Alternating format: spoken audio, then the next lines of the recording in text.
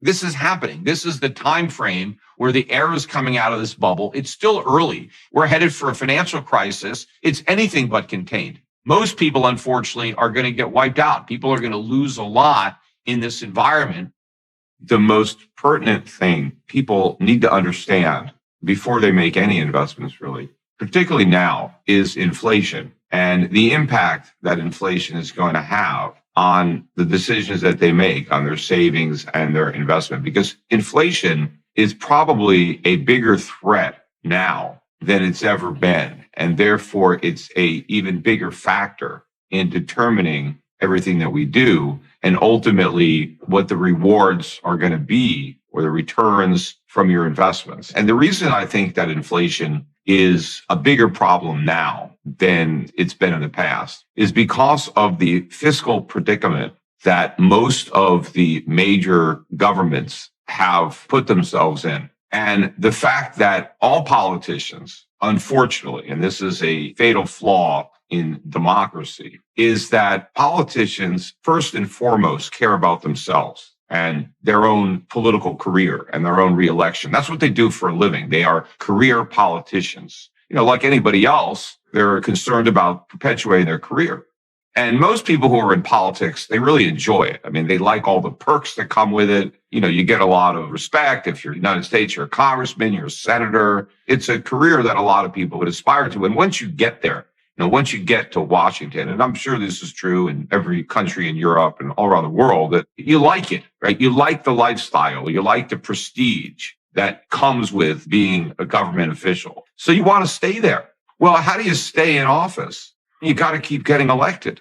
United States, we get elections every 2 years, right? So politicians are very concerned about the polls. And they're constantly got their finger in the air, seeing where the winds are blowing. And they don't want to say anything or do anything that might jeopardize their reelection. And of course, one of the most important things that you need to get reelected is you need a lot of money.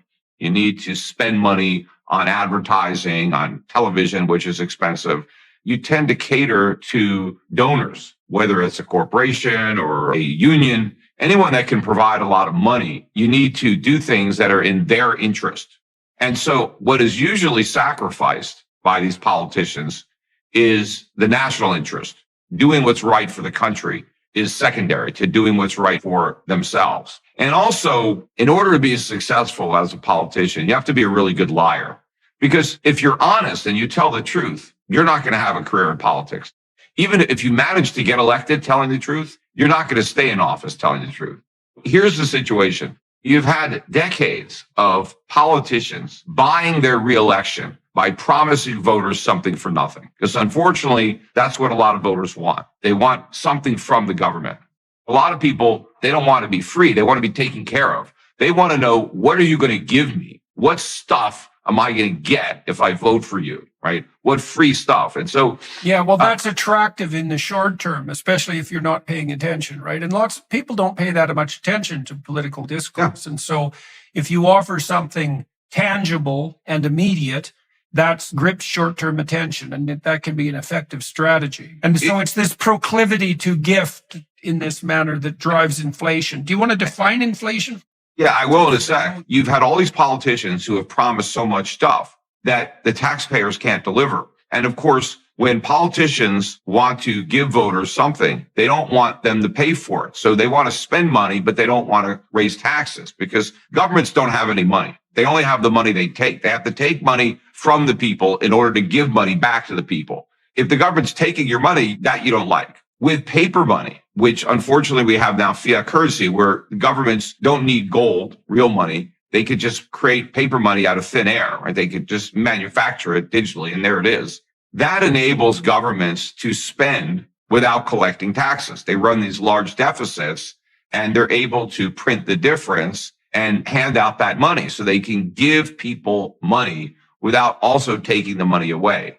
But inflation, you asked for the definition, is really just another tax because governments create inflation. And inflation is also probably one of the most misunderstood words in the English language, and deliberately so. I think governments around the world kind of led the campaign to redefine inflation. So if you go back to the origin of the word, if you have a dictionary, you'll get the real definition of inflation. So inflation is an expansion of the money supply. That's all it is. Deflation is a contraction of the money supply. So if you even think about the word inflate is to expand, like a balloon. If you fill a balloon with air, it expands. So with inflation, what's being expanded is the money supply. Who expands the money supply? Governments. They do it generally now through a central bank, but it's the central banks of these governments that are expanding the money supply. Now, when you expand the money supply, you have more money.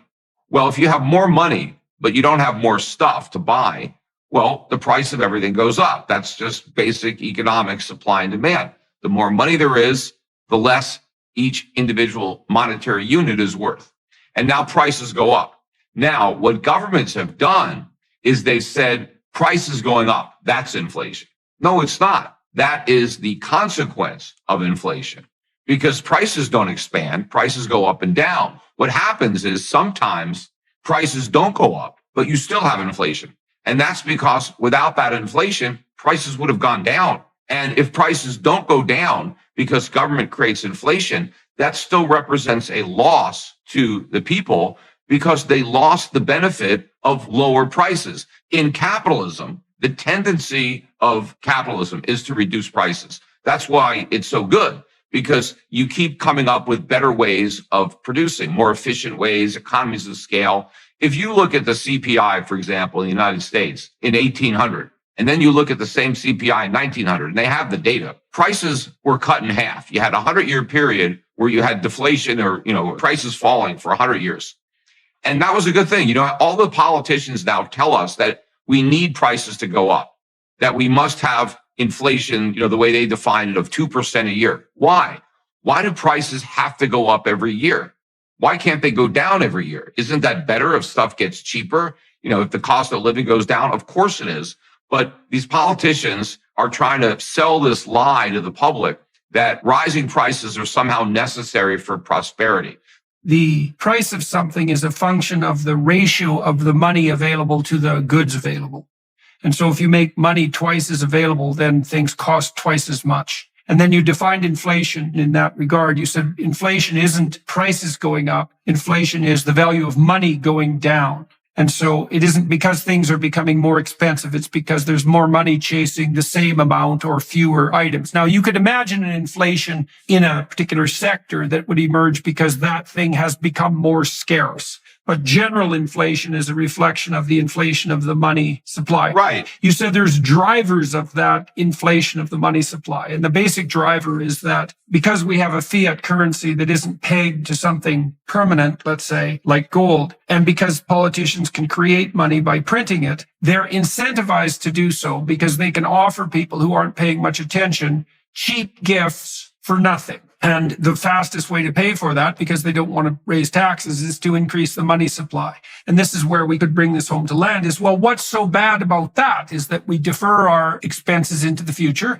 People get more free stuff from the government. There's a bit of a tax. That's the inflation tax, let's say. But all in all, the system works pretty well. But you started this whole discussion by saying the biggest threat to the financial integrity of people, individuals over the long run, is inflation. And so why does that pose the cardinal danger to long-term financial security and prosperity for people? Prices individually will go up and down based on the supply and demand. But if the price of one thing goes up, it's going to necessitate the price of something else to go down. And so the general level of prices won't change. It's only when you have the expansion of the money supply that the price of everything goes up because the value of money is going down. And so now you need more money to buy stuff. But the problem now is because these governments have run such enormous deficits, inflated the housing bubble that popped in 2008 in the US, and then a decade or more of massive deficit spending, quantitative easing programs. And by the way, quantitative easing is inflation. They've basically taken inflation and put a nice sounding name to it because quantitative easing is printing money and buying government bonds. That's inflation. But if the politicians said our policy is inflation, the public doesn't like that. So they said, no, we're doing quantitative easing. And somehow that sounds more palatable than inflation. They've created so much. And for years and years, these central bankers were telling us that inflation is too low. We don't have enough inflation because it's not 2%. And again, we don't need prices to go up. The reason they say that prices have to go up is they claim that we won't buy stuff. That if we think prices are going to go down, we'll just hold off on buying indefinitely, waiting for a cheaper price, and the economy is going to collapse. And that's a bunch of BS. Because you buy things when you need them and when you can afford them. I mean, if that was true, nobody would own a cell phone. Nobody would own a laptop computer. Nobody would have a television set because all those things get cheaper every year, yet we keep buying them. So it's nonsense that we won't buy if prices going down. In fact, prices going down create demand. If you can't afford something, the way to buy it is for the price to go down, and then you can afford it, and then you buy it. But they've created so much inflation that now it's exploded, right? You've got double-digit inflation or high single-digit inflation pretty much in all the advanced economies in the world. And no government anywhere in the world is willing to actually do what it takes to reduce inflation. The reason that that's such a problem is it's really the worst possible tax because it impacts the people the most who can afford it the least. The middle class, the working poor, and the retirees who are living off of fixed income. They end up paying the inflation tax the most. They have some savings, they have a pension, they have an annuity, a cash value and insurance policies. All this stuff gets destroyed. Wealthier people who tend to own assets and who have more good debt. Bad debt is consumer debt. You go out and you borrow money and you spend it. You buy a consumer good, you buy a TV with your credit card, and that's bad debt. Or you take a vacation and you pay for it on a credit card. But if you buy an asset, particularly an income producing asset, a piece of property, a business, stock. If you borrow money and you buy an asset and that asset is appreciating and generating income, inflation is your friend. Inflation helps you out because it wipes out the value of your debt and you still have the asset. So very wealthy people, if they invest the right way, will benefit from inflation, whereas ordinary people are going to get hurt. The CPI is rigged in such a way as to have a number. It's not that people lie when they calculate, like they get a certain number and they say, oh, no, that's too high. The methodology that is used has been engineered to mask the real degree to which prices are rising. When they tax you through inflation, they don't take any of your money. You get to keep your money, but they print new money and they give that money to somebody else. Now, when that somebody else spends that money that he didn't earn, it drives up your prices. So now you pay more. So the government didn't take your money. They took your purchasing power. Inflation benefits debtors. It's a transfer of wealth from creditors to debtors. Who are the biggest debtors in the world? Governments. And the biggest, most highly indebted government is the United States government. We have $32 trillion of funded debt almost, and our unfunded liabilities, commitments that have been made where they didn't borrow the money, but they're on the hook, like guaranteed student loans or guaranteed pensions, Social Security, Medicare, all that stuff. That's like 100 trillion. When the government creates inflation, they repudiate enormous amounts of their debt. The governments have massive incentives to create inflation, but then they have massive incentives to lie about it and pretend it's not as bad as it is and blame other people, which is the main reason that they redefined inflation from the expansion of the money supply to rising prices. Because when you know inflation is an expansion of the money supply, then you know who causes it. It's the government. You can't blame greedy corporations for it. You can't blame Putin for it. Putin doesn't print our money. We do. The Federal Reserve does. And so when politicians can redefine inflation, they can blame everybody but themselves. If you don't have a lot of money to invest, I've been saying this for years to people. I started talking about it several years ago. People have to stock up on things. Buy things that you're going to use in a year or two. Buy it now because it's going to be a lot more expensive if you wait. Why hold on to the cash if the cash is going to lose value? Just buy the things that you're actually going to need because those things will retain their value if you're planning on using them. So here's the Ponzi scheme question. Because of the efficiencies of the capitalist system, free market system, let's say, we are generally able to produce more for less. And in some instances, we seem to be doing that faster and faster. So consumer electronics are a good example, and price of computation and so forth. And so what that means is that independent of inflation, because of technological progress, things will get cheaper in the future. The future will be richer than the present. So then you might say, if you're a politician, you say, well, if that's the case, and if that's invariably the case, then why not defer our debt to the future? Like, essentially, why not borrow from the future? Because the future is going to be wealthier than the present. And then I wonder, like, if we had a 3% increment in actual productivity per year, then maybe we could tolerate a 2% inflation rate, because fundamentally the tendency for things to get cheaper because of enhanced productivity would be balanced by that inflationary proclivity. So could you make a case that the politicians are making a good bet because they're throwing the debt into the future when we're going to be richer? They are making a politically opportunistic decision. Yeah, fair enough. Because they're telling the voters, hey, don't worry about it. Your grandkids will pay for it, right? Or whatever. Right. Of course, not all voters have kids, right? Some voters, don't have kids. And so what do they care if somebody else's grandchildren pay for their program?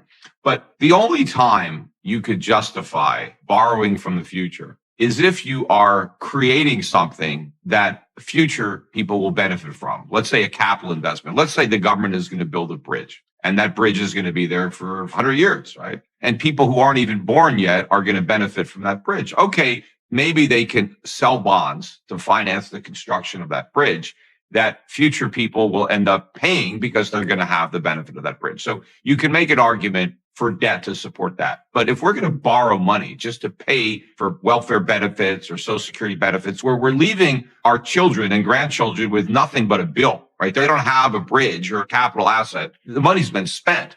I see. So your argument basically is that if you're borrowing from the future isn't designed specifically to drive productivity, let's say, then it's a degenerating bet. Yeah, I don't think it's borrowing from the future. I think it's stealing from the future. You're trying to steal. Fair enough. And a lot of this stuff is going to backfire, because I think the current generation is going to pay for a lot of this stuff because the dollar is going to collapse. We could have hyperinflation. The future generations are not going to pay this. They're going to leave because they're not going to want to be subjected to the confiscatory tax rates when they can't get commensurate benefits from government. The currency is going to collapse in value. And we're already there. I mean, we're already at that point, because you're talking about this intergenerational Ponzi scheme. That's really what Social Security is. I mean, it wasn't created that way in the 1930s when Roosevelt first concocted this Social Security, and it was totally unconstitutional, and it's unfortunate that we have it. But the idea was that it was like insurance. The government was going to take the money and invest it. And then when everybody was older, you would get paid your benefits. And they even called the taxes premiums. But the whole thing was a con, because it never was insurance, because the government never invested the money. They spent the money. They gave themselves an IOU. They created these things called trust funds. And so what would happen is the government would collect the money from Social Security. Then they would take the Social Security money and spend it on whatever, military or whatever they were doing. But then they would put an IOU in the government trust fund in the form of a bond. And then they would say, oh, we have an asset in this trust fund. We have a bond. That's not an asset. It's your own debt. It's like if I write myself a check for $1 million, I can't take that uncashed check and claim I've got $1 million asset. No, I mean, it's also $1 million liability. There never was any money in Social Security. They spent it all. The system is broke. And now they have to keep raising taxes on the workers. But now they won't even raise taxes on the workers. So they just create inflation to pay for Social Security. So 2 questions from that. First of all, maybe you could walk everybody through why the government is the biggest debtor, because people aren't really clear, even, for example, about the difference between the deficit and the debt.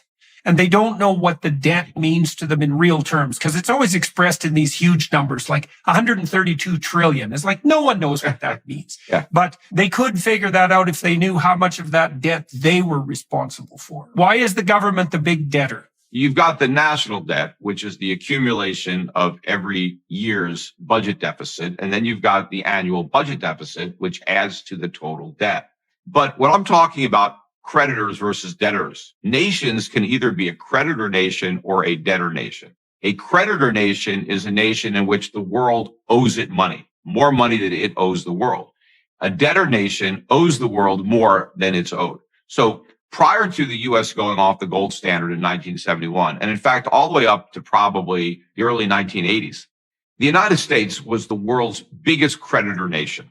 We generated tremendous amounts of wealth under a freer economy than the one we have today, and one that was governed by the disciplines of a gold standard. So we became the world's wealthiest creditor nation. Today, after 50 years of fiat money, America is not only the world's biggest debtor nation, America owes more money than all the other debtor nations of the world combined. That's how much our financial position has eroded. Now, when the dollar became the reserve currency, it became the reserve currency because of America's financial and industrial might. We were the world's biggest creditor nation. We also had huge trade surpluses. Now we have massive trade deficits. I mean, over $1 trillion a year. When the dollar became the reserve currency, we made everything. All the consumer electronics that are now made in Japan or Korea or China, all that stuff was made in America.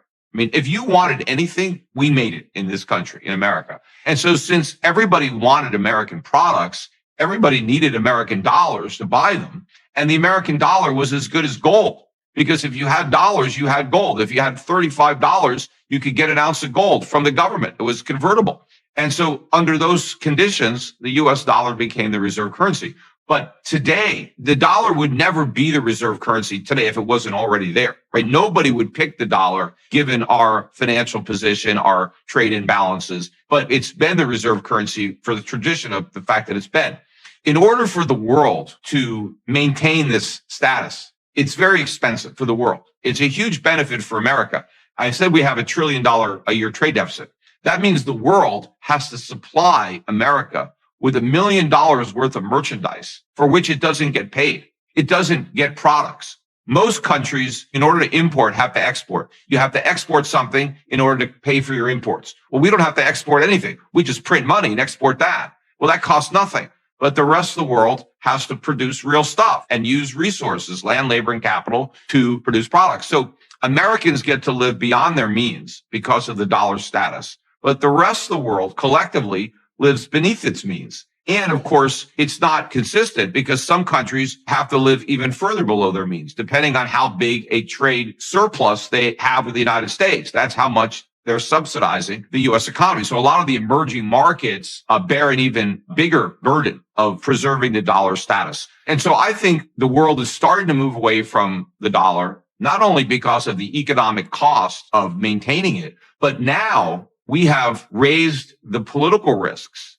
If you look at what the Biden administration did with Russia, the unprecedented sanctions, this has really highlighted the tremendous risk that every sovereign nation assumes by being beholden to the dollar, because it puts tremendous power in the hands of the United States. It's like putting a noose around your neck and then throwing it over a tree to America, who's holding the other end. Then you're hoping that they don't pull. Nobody wants to really be in that position, especially if you're a country like China. We've kind of made China our enemy, but in reality, China provides America with the largest annual subsidy. They're our biggest trade deficit is with China. So they supply us with more merchandise than anybody else.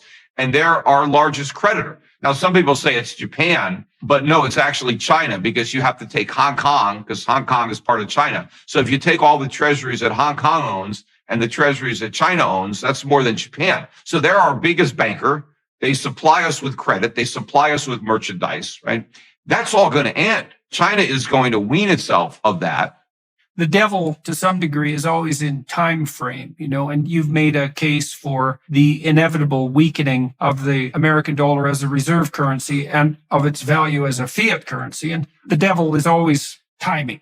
Over what period of time do you think this unfolding into a more inflationary period is going to occur? And what makes you reasonably convinced, let's say, of your timing? Well, timing is always difficult. I mean, I know what's going to happen. I've known what's going to happen for a long time. That might be the problem. But where we are right now is exactly where I've been forecasting we would be, even going back to my predictions of the 2008 financial crisis. I knew that crisis was coming because I understood the mistakes that the Federal Reserve made to create that housing bubble. And I knew the consequences for the financial system when it popped. But even before the bubble popped, I knew the mistakes the government was going to make. I predicted QE before I even knew the word. I knew they would do this, and I knew they would inflate an even bigger bubble that has finally popped, because I knew that eventually the Fed would be in a position, and other central banks, where they would have created so much inflation that they would now be under pressure to do something about the inflation problem,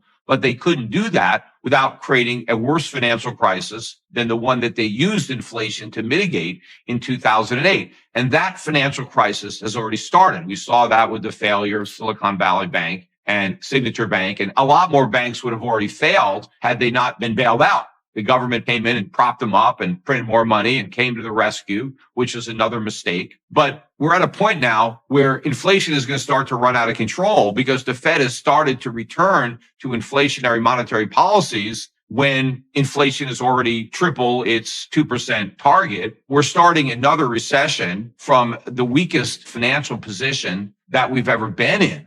All the stuff that's been happening is stuff that I predicted. In fact, even when COVID first started and everybody was saying, oh, this is very deflationary, I said, no, it's not. It's massively inflationary because people are not working, they're not producing, and we're printing even more money than ever. We're actually paying people more to stay home than they earned when they actually were productive. I said, this is creating even more inflation. We're at this ticking point. The central banks had to keep interest rates at zero for so long. They did that for a reason. That was because they didn't want the whole thing imploding. So they kept it on life support until they couldn't do it anymore because of the outbursts of consumer prices.